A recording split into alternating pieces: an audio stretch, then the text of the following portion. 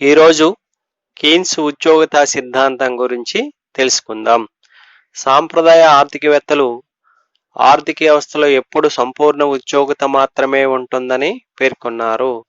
కానీ కీన్స్ సంపూర్ణ ఉద్యోగిత సిద్ధాంతాన్ని సాంప్రదాయ ఆర్థికవేత్తలు పేర్కొన్న సంపూర్ణ ఉద్యోగిత సిద్ధాంతాన్ని విమర్శించి కీన్స్ ఉద్యోగిత సిద్ధాంతాన్ని పేర్కొన్నారు. కీన్స్ ప్రకారం ఆర్థిక వ్యవస్థలో ఎప్పుడు అల్ప ఉద్యోగిత సమతుల్యం మాత్రమే ఉంటుందని, సంపూర్ణ ఉద్యోగిత సమతుల్యం అవాస్తవమని కీన్స్ తెలియజేయడం జరిగింది. జేఎం కీన్స్ ఉద్యోగిత వడ్డీ ద్రవ్య సాధారణ సిద్ధాంతం general theory of employment interest and money అనే గ్రంథాన్ని 1936లో ప్రచురించాడు. ఈ గ్రంథ ప్రచురణకు పూర్వం ప్రభుత్వాలు సాంప్రదాయ ఆర్థికవేత్తల ఆలోచన ధోరణిని పూర్తిగా విశ్వసించి ఆర్థిక కార్యకలాపాలలో జోక్యం చేసుకోకుండా ప్రక్షేప పాత్ర వహించాయి. ఆర్థిక వ్యవస్థలో ఆర్థిక మాంద్య పరిస్థితులు ఏర్పడినప్పుడు కూడా ప్రభుత్వాలు ఏ విధమైన చర్యలు చేపట్టలేదు. స్వయంచాలక సర్దుబాటు కారణంగా ఆర్థిక మాంద్య పరిస్థితులు తొలగిపోతాయని విశ్వసించడం జరిగింది. కానీ ఆర్థిక మాంద్య కాలంలో పెట్టుబడిదారీ ఆర్థిక వ్యవస్థలలో తగినంత మేర యంత్రాలు, ముడిసరుకులు, శ్రామికులు అందుబాటులో ఉన్నప్పటికీ ఉత్పత్తి కార్యకలాపాలు చేపట్టడానికి ఉత్సాహం చూపలేదు. దీని పర్యవసనంగా పెట్టుబడిదారీ ఆర్థిక వ్యవస్థలలో ఆర్థిక మాంద్యం తీవ్ర రూపం దాల్చింది. 1930 దశకంలో పెట్టుబడిదారీ ఆర్థిక వ్యవస్థలలో కొనసాగిన ఆర్థిక మాంద్యం సాంప్రదాయ ఆర్థికవేత్తల ఆలోచన ధోరణి తప్పని నిరూపించింది. కీన్స్ సిద్ధాంతం వివరణ. కీన్స్ సాధారణ సిద్ధాంతం అనే గ్రంథం ప్రచురితమైన తరువాత ఆర్థికవేత్తలు ప్రభుత్వ ఆలోచన ధోరణిలో విప్లవాత్మకమైన మార్పులు చోటు చేసుకున్నాయి. ఆర్థిక మాంద్య కాలంలో ఆర్థిక కార్యకలాపాలలో ప్రభుత్వం తప్పనిసరిగా జోక్యం చేసుకోవాలని కీన్స్ తన సాధారణ సిద్ధాంతంలో వివరించాడు. పెట్టుబడిదారీ ఆర్థిక వ్యవస్థలలో ఆర్థిక మాంద్యానికి మూల కారణం వస్తువుల సమిష్టి సప్లైకి తగినంతగా సమిష్టి డిమాండ్ లేకపోవడమేనని కీన్స్ అభిప్రాయం. AS greater than AD. AS అంటే సమిష్టి సప్లై, ఏడి అంటే సమిష్టి డిమాండ్. సమిష్టి డిమాండ్ రెండు భాగాలుగా ఉంటుంది. అందులో ఒకటి వినియోగ డిమాండు, రెండవది పెట్టుబడి డిమాండు. అంటే సమిష్టి demand equal to C plus I.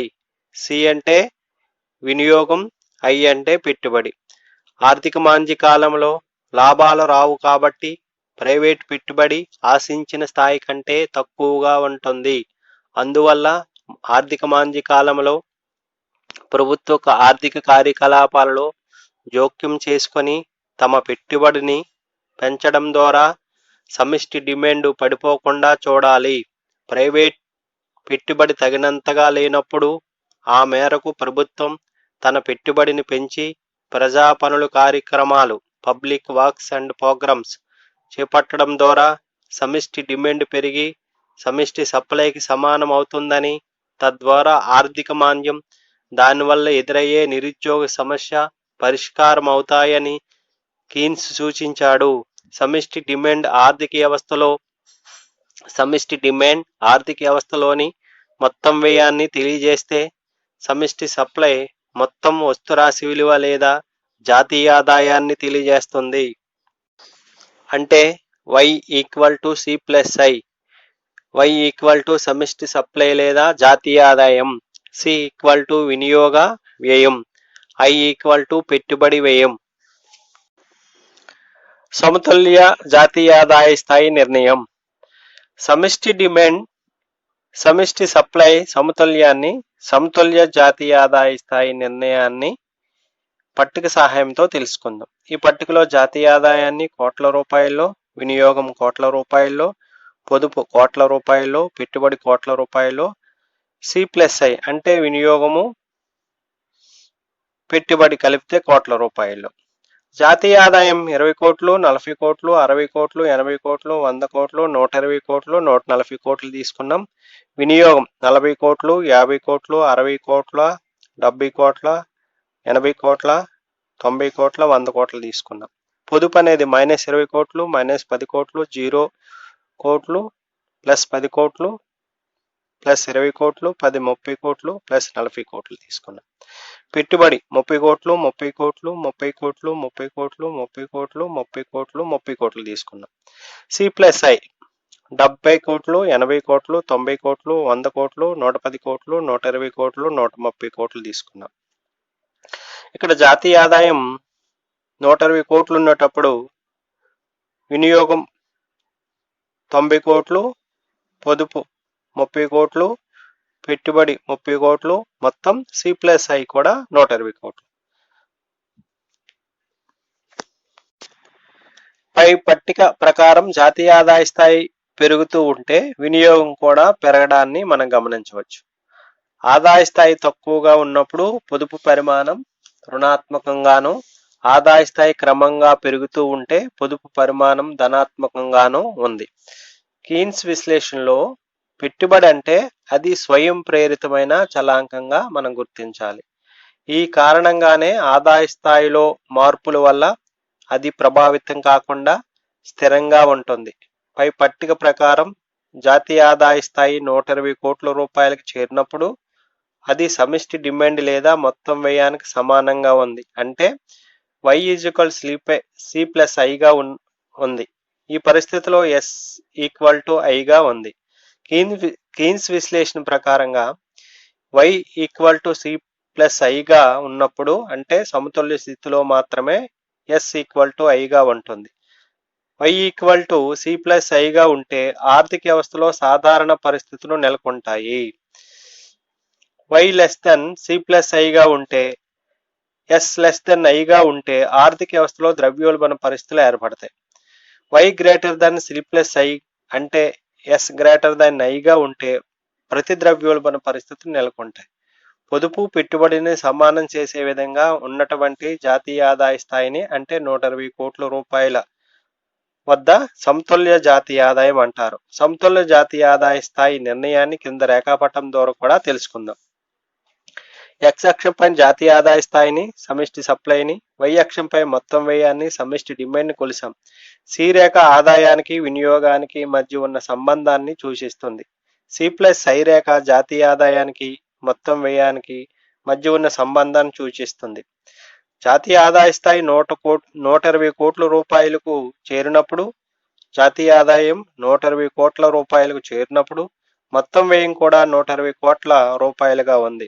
ఈ బిందువు వద్ద Y C+I గా అంటే సమిష్టి డిమాండ్ సమిష్టి సప్లైగా ఉన్నందువల్ల 120 కోట్ల రూపాయలను సమతుల్య జాతీయ ఆదాయం అని చెప్పవచ్చు. సార్థక డిమాండ్, ఎఫెక్టివ్ డిమాండ్. కీన్స్ ఉద్యోగత సిద్ధాంతంలో సార్థక డిమాండ్, ఎఫెక్టివ్ డిమాండ్ భావనకు చాలా ప్రాధాన్యం ఉంది. కీన్స్ ఆర్థిక విశ్లేషణలో సార్థక డిమాండ్ భావన గుండెకాయ లాంటిదని చెప్పవచ్చు. మొత్తం వస్తురాశి విలువకు సమానంగా ఉన్న డిమాండ్నే సార్థక డిమాండ్ అంటారు. ఒక్కొక్క ఉత్పత్తి స్థాయి వద్ద డిమాండ్ ఒక్కొక్క విధంగా ఉండవచ్చు. విభిన్న స్థాయిలలో ఉన్న డిమాండ్ను సార్థక డిమాండ్ అని చెప్పరాదు. సమిష్టి సప్లై పరిమాణానికి సమానంగా ఉండే సమిష్టి డిమాండ్ని మాత్రమే సార్థక డిమాండ్గా భావించాలి. కీన్స్ సిద్ధాంతం ప్రకారం ఆర్థిక వ్యవస్థలో ఉద్యోగత పరిమాణాన్ని సార్థక డిమాండ్ నిర్ణయిస్తుంది. అంటే ఉద్యోగత స్థాయి సార్థక డిమాండ్ పై ఆధారపడి ఉంటుంది. That is N function of ED. N అంటే ఉద్యోగత స్థాయి, ED అంటే సార్థక డిమాండ్. సార్థక డిమాండ్ స్థాయిని సమిష్టి డిమాండ్ సమిష్టి సప్లై ధర నిర్ణయిస్తాయి. అంటే ఉద్యోగత పరిమాణం అనేది సార్థక డిమాండ్ మీద ఆధారపడి ఉంటుంది. సార్థక డిమాండ్ అనేది సమిష్టి డిమాండ్ ధర మీద సమిష్టి సప్లై ధర మీద ఆధారపడి ఉంటుంది. అంటే సమిష్టి డిమాండ్ ధర సమిష్టి సప్లై ధర సార్థక డిమాండ్ నిర్ణయిస్తుంది. సార్థక డిమాండ్ అనేది ఉద్యోగ పరిమాణాన్ని నిర్ణయిస్తుంది. సమిష్టి డిమాండ్ ధర అగ్రిగేట్ డిమాండ్ ప్రైస్ నిర్ణీత సంఖ్యలో శ్రామికులను నియమించి నిర్దిష్ట పరిమాణంలో వస్తువును ఉత్పత్తి చేసి మార్కెట్లో అమ్మడం ద్వారా ఉత్పత్తిదారులు వాస్తవంగా పొందగలమని భావించే రాబడిని సమిష్టి డిమాండ్ ధర అంటారు. ఉదాహరణకు ఉత్పత్తిదారులు 10 మంది శ్రామికులను నియమించి 100 యూనిట్లు ఉత్పత్తి చేసి మార్కెట్లో అమ్మడం ద్వారా 100 కోట్ల రూపాయలు వస్తాయని ఊహించినట్లయితే ఈ 100 కోట్ల రూపాయలను సమిష్టి డిమాండ్ ధర అంటారు.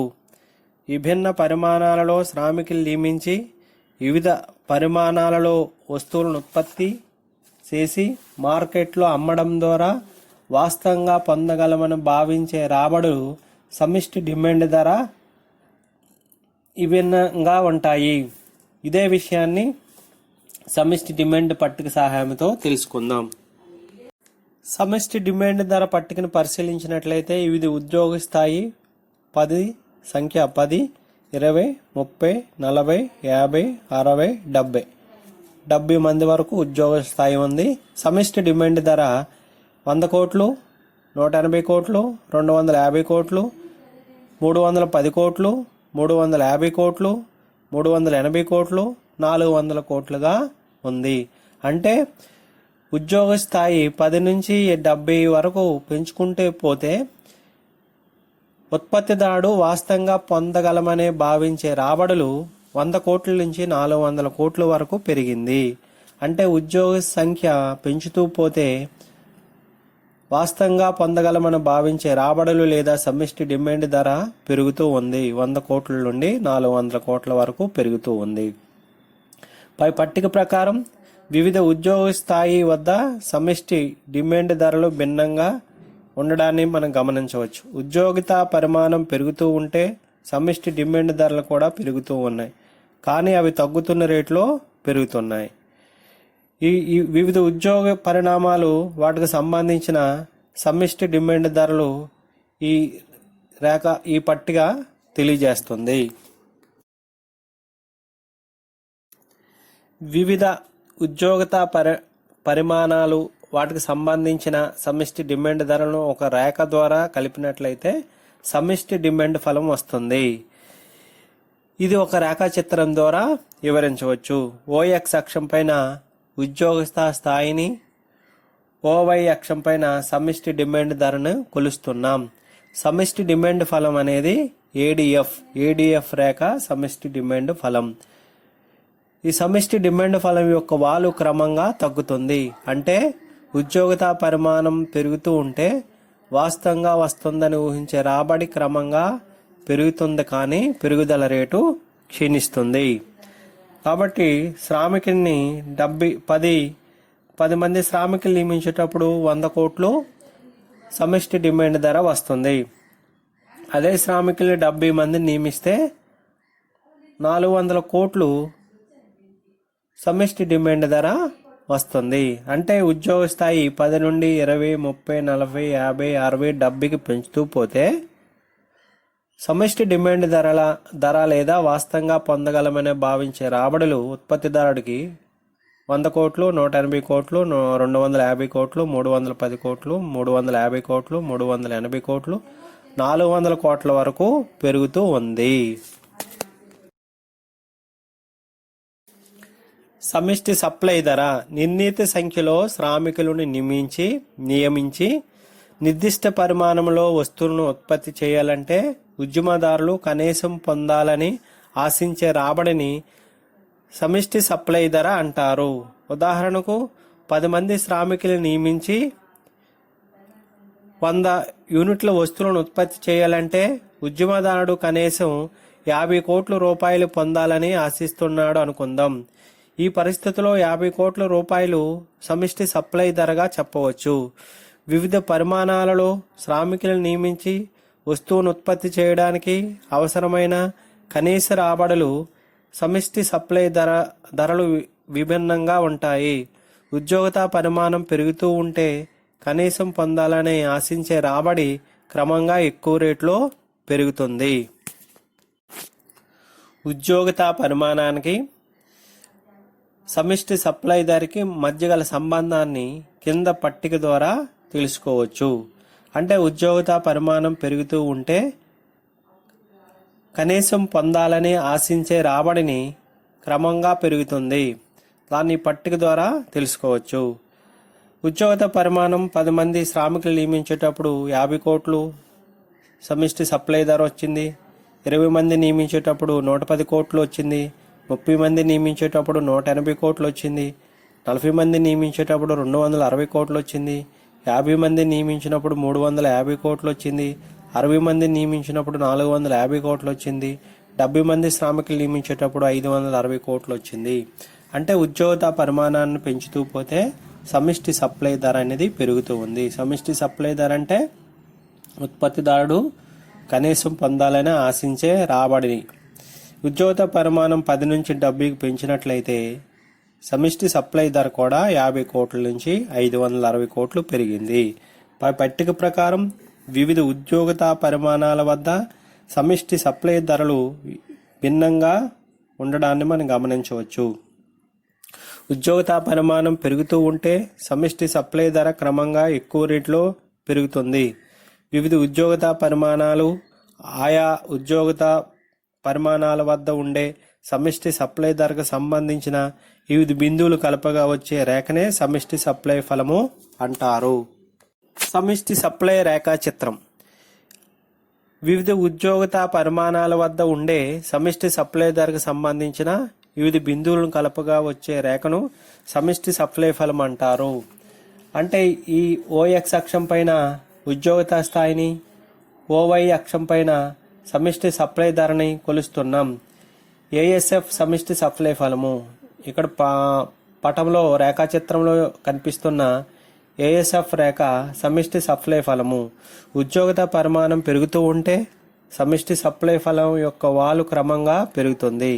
అంటే ఉద్యోగిత పరిమాణం పెరిగితే సమిష్టి సప్లై ధర క్రమంగా ఎక్కువ రేట్లో పెరుగుతుందని ఏఎస్ఎఫ్ రేఖ తెలియజేస్తుంది. సమతుల్య ఉద్యోగి స్థాయి నిర్ణయం. కీన్స్ ఉద్యోగిత సిద్ధాంతం ప్రకారం సమిష్టి డిమాండ్ ధర, సమిష్టి సప్లై ధరల మధ్య సమానత్వం వల్ల సమతుల్య ఉద్యోగ స్థాయి నిర్ణయం అవుతుంది.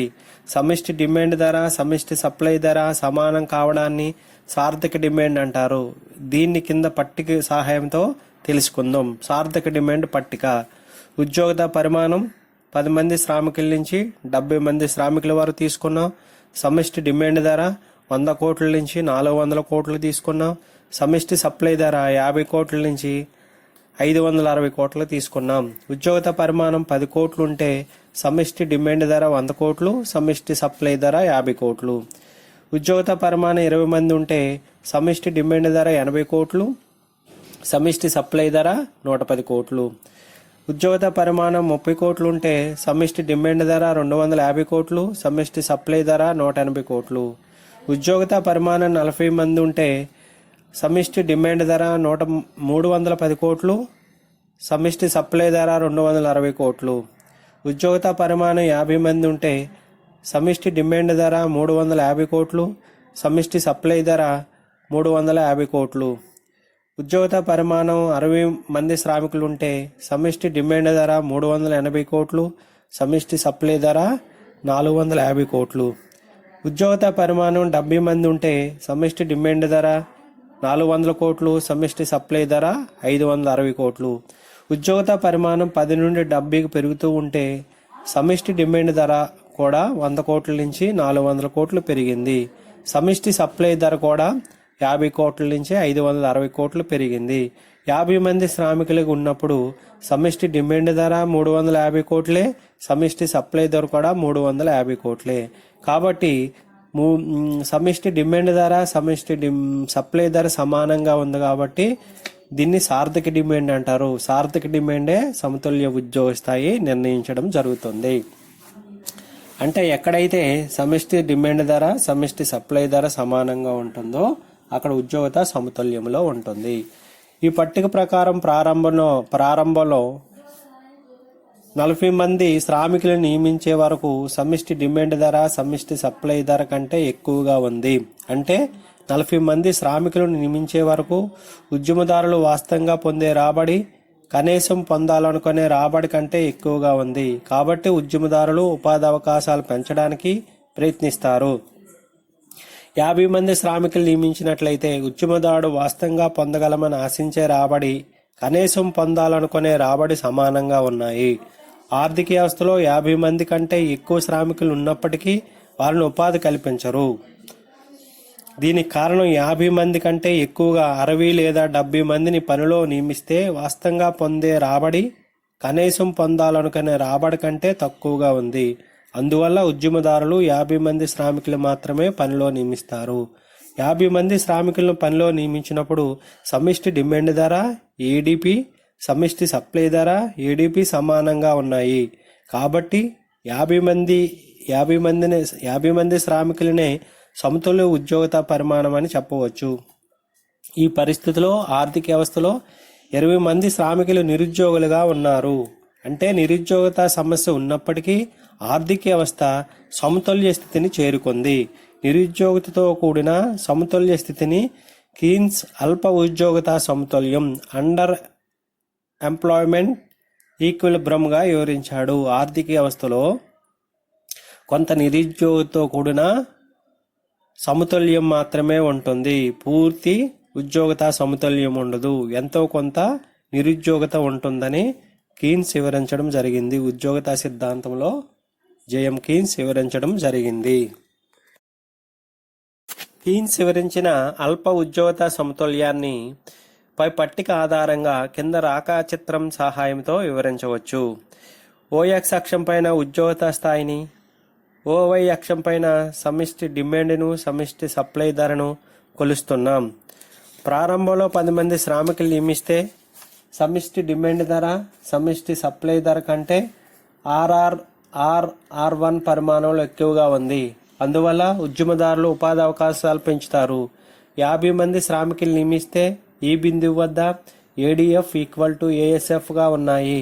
అందువల్ల ఈ బిందువును సార్థక డిమాండ్ను తెలియజేస్తుంది. ఈ బిందువుకు సమాంతరంగా ఉన్న ఉద్యోగత పరిమాణాన్ని 50 మంది శ్రామికులను సమతుల్య ఉద్యోగత పరిమాణం అంటారు. సమతుల్య స్థితి వద్ద ఆర్థిక వ్యవస్థలో 20 మంది శ్రామికులు నిరుద్యోగులుగా ఉన్నారు. కాబట్టి ఈ సమతుల్యాన్ని కీన్స్ అల్ప ఉద్యోగత సమతుల్యం అని వివరించాడు. కీన్స్ ప్రకారం అల్ప ఉద్యోగత సమతుల్యం అనేది వాస్తవ పరిస్థితి అని, సంపూర్ణ ఉద్యోగత సమతుల్యం అవాస్తవ పరిస్థితి అని కీన్స్ తెలియజేయడం జరిగింది. ఈ బిందువు దాటిన తర్వాత ఏఎస్ఎఫ్ రేఖ ఏడిఎఫ్ రేఖకు పైన ఉన్నందువల్ల ఉద్యమదారులకు వచ్చే రాబడుల కంటే వ్యయాలు ఎక్కువగా ఉంటాయి. ఇప్పుడు ఉద్యోగతను పెంచడం వారికి లాభసాటి కాదు. అయితే సంపూర్ణ ఉద్యోగతను సాధించాలంటే సార్థక డిమాండ్ స్థాయిని ఈ నుంచి E1 వరకు పెంచాలి. ప్రైవేట్ రంగం ఈ పని చేయదు. కాబట్టి ప్రభుత్వం జోక్యం చేసుకొని పెట్టుబడిని పెంచి సార్థక డిమాండ్ని పెంచి సంపూర్ణ ఉద్యోగత సాధించాలని కీన్స్ చెప్పాడు. పెట్టిన పెట్టుబడికి కొన్ని రెట్లు అధికంగా ఆదాయం పెరుగుతుంది. ఎన్ని రెట్లు అనేది గుణకం విలువపై ఆధారపడి ఉంటుంది. కీన్స్ ఉద్యోగత సిద్ధాంతం అభివృద్ధి చెందుతున్న దేశాలు. సాధారణ సిద్ధాంతంలో కీన్స్ సూచించిన ప్రతిపాదనలు అభివృద్ధి చెందుతున్న దేశాల్లో సమస్యల పరిష్కారానికి ఎంత మేరకు ఉపకరిస్తాయో ఇప్పుడు తెలుసుకుందాం. అభివృద్ధి చెందుతున్న దేశాలలోని సమస్యల పరిష్కారానికి సంబంధించి కీన్స్ సిద్ధాంతం అనువర్తితను పరిశీలించడానికి ముందుగా ఈ దేశాల్లో సమస్య స్వభావాన్ని అర్థం చేసుకోవాలి. అభివృద్ధి చెందుతున్న దేశాలలోని నిరుద్యోగ సమస్య వ్యవస్థాపరమైంది, చాలా తీవ్రమైంది. ఇది పుట్టుకతోనే వచ్చిన దీర్ఘకాలిక అనారోగ్య సమస్య లాంటిది. ఈ దేశాలలోని నిరుద్యోగత సమస్య సమష్టి డిమాండ్ లోపించడం మూలంగా ఏర్పడలేదు. మూలధన కొరత కారణంగా ఈ దేశాలలో నిరుద్యోగత సమస్య రోజురోజుకు జటిలమవుతుంది. పెట్టుబడిదారీ దేశాలలో ఎదురయ్యే నిరుద్యోగత సమస్య స్వల్పకాలిక వ్యాధి లాంటిది. ఈ సమస్య తాత్కాలికమైంది. సమిష్టి డిమాండ్ లోపించడం కారణంగా ఈ దేశాలలో నిరుద్యోగ సమస్య ఎదురైంది. నిరుద్యోగ సమస్య స్వభావంలో తేడాలుండడం వల్ల పెట్టుబడిదారీ ఆర్థిక వ్యవస్థలోని నిరుద్యోగ సమస్య పరిష్కారానికి కీన్స్ సూచించిన ప్రతిపాదనలు అభివృద్ధి చెందుతున్న దేశాల్లోని నిరుద్యోగ సమస్య పరిష్కారానికి దోహదం చేయవని చెప్పవచ్చు. అభివృద్ధి చెందుతున్న దేశాల్లో సమిష్టి డిమాండ్ సాధారణంగా సమిష్టి సప్లై కంటే ఎక్కువగానే ఉంటుంది.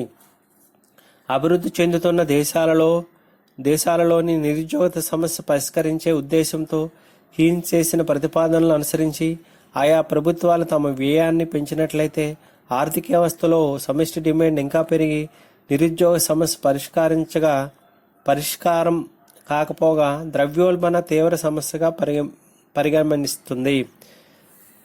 పరిణమిస్తుంది. ఈ కారణంగానే కీన్స్ సిద్ధాంతంలో ప్రతిపాదనలు అభివృద్ధి చెందుతున్న దేశాల్లోని సమస్య పరిష్కారానికి ఏ మేరకు ఉపకారంగా ఉంటాయో అనే విషయాన్ని గురించి వివరిస్తూ జోసెఫ్ షుంపీటర్ కీన్స్ సిద్ధాంతం అనే విత్తనాన్ని ఇంగ్లాండ్ నేలలో నాటితే అది మొలకెత్తి మహావృక్షంగా పెరిగి నీడను ఫలాలను ఇస్తుంది. అదే విత్తనాన్ని అభివృద్ధి చెందుతున్న దేశాలలోని నేలలో నాటితే ఆ విత్తనం మొలకెత్తకుండానే చేస్తుంది, చావడానికి ముందు విషంగా మారుతుంది అని, మందు మంచిదే అని అన్ని రకాల జబ్బులకి ఒకే రకమైన మందుని వాడితే రోగి ఆరోగ్యం కుదుట పడకపోగా రోగి మరణిస్తాడని, జబ్బు స్వభావాన్ని బట్టి తీవ్రతను గుర్తెరిగి తగిన మందులు ఉపయోగించినట్లయితే రోగి ఆరోగ్యం కుదుట పడుతుందని వ్యాఖ్యానించాడు. అభివృద్ధి చెందుతున్న దేశాలలోని సమస్యల పరిష్కారానికి కీన్స్ ప్రతిపాదనలు దోహదం చేయకపోగా ఆ దేశాలలోని సమస్యలు మరింత జటిలం చేస్తాయని షుంపీటర్ వ్యాఖ్యానాలు ప్రస్ఫుటమవుతున్నాయి. సాధారణ సిద్ధాంతంలో పెట్టుబడిదారీ దేశాలలో ఎదురయ్యే ఆర్థిక మాంద్య పరిస్థితిని విశ్లేషించి పెట్టుబడిదారీ దేశాల మాంద్య పరిస్థితి నుంచి బయటపడడానికి కీన్స్ కొన్ని ప్రతిపాదనలు సూచించాడు. ఈ కారణంగా విమర్శలకు కీన్స్ విశ్లేషణకు మాంద్య ఆర్థిక విశ్లేషణగా వర్ణించారు. అభివృద్ధి చెందుతున్న దేశాలలో కీన్స్ సూచించిన పెట్టుబడి గుణకం ప్రభావం కూడా ఆశించిన స్థాయిలో ఉండదని, అందువల్ల ప్రభుత్వం తన వ్యయాన్ని పెంచడం ద్వారా అంటే కోశ విధానపరమైన చర్యలు చేపట్టడం ద్వారా ఆశించిన ఫలితాలు రావని, కేవలం ద్రవ్య విధానపరమైన చర్యలు చేపట్టడం ద్వారా ఈ దేశాలలో సమస్యలు పరిష్కరించవచ్చునని విమర్శకుల అభిప్రాయం. అభివృద్ధి చెందుతున్న దేశాలలోని సాంఘిక సామాజిక వ్యవస్థాపూర్వక పరిస్థితులు అభివృద్ధి చెందిన దేశాలలో పరిస్థితుల కంటే భిన్నంగా ఉంటాయని, అందువల్ల అభివృద్ధి చెందిన దేశాలలో పరిస్థితుల దృష్ట్యా కీన్స్ సూచించిన ప్రతిపాదనలు అనుసరించి అభివృద్ధి చెందుతున్న దేశంలోని సమస్యలను పరిష్కరించడం సాధ్యం కాదని మనం గ్రహించాలి. ఆర్థిక మాంద్య కాలంలో ప్రభుత్వ ఆర్థిక కార్యకలాపాలలో తప్పనిసరిగా జోక్యం చేసుకోవాలని కీన్స్ తన సాధారణ సిద్ధాంతంలో వివరించాడు. పెట్టుబడిదారీ ఆర్థిక వ్యవస్థలో ఆర్థిక డిమాండ్ లోపించడం కారణంగా నిరుద్యోగ సమస్య ఏర్పడుతుందని, ఆర్థిక కార్యకలాపాలలో ప్రభుత్వం జోక్యం ద్వారా కోశ విధానపరమైన చర్యలను చేపట్టి నిరుద్యోగ సమస్యలను పరిష్కరించవచ్చునని కీన్స్ తెలియజేశాడు. ఆర్థిక వ్యవస్థ సమతుల్యాన్ని చేరుకున్న పరిస్థితుల్లో కూడా నిరుద్యోగ సమస్య ఉంటుందని, నిరుద్యోగితతో కూడిన సమతుల్య స్థితిని అల్ప ఉద్యోగత సమతుల్యమని కీన్స్ వివరించాడు. కీన్స్ సూచించిన ప్రతిపాదనలు పెట్టుబడిదారీ దేశాలకు మాత్రమే వర్తిస్తాయని, అభివృద్ధి చెందుతున్న దేశంలో సమస్యల పరిష్కారానికి ఉపయోగకారిగా ఉండవని విమర్శకుల అభిప్రాయం. కానీ కీన్స్ సిద్ధాంతంలో తగిన మార్పులు చేసి అభివృద్ధి చెందుతున్న దేశాల్లో కూడా ఈ సిద్ధాంతాన్ని ఉపయోగించి తగిన ఫలితాలను పొందేందుకు ఈ దేశాల్లోని ఆర్థికవేత్తలు తమ పరిశోధనలు కొనసాగించి కీన్స్ సిద్ధాంతంలోని మార్పులను సూచించి ఈ దేశాలకు అన్వయించినందుకు ప్రయత్నాలు జరుగుతున్నాయని కూడా మనం చెప్పవచ్చు.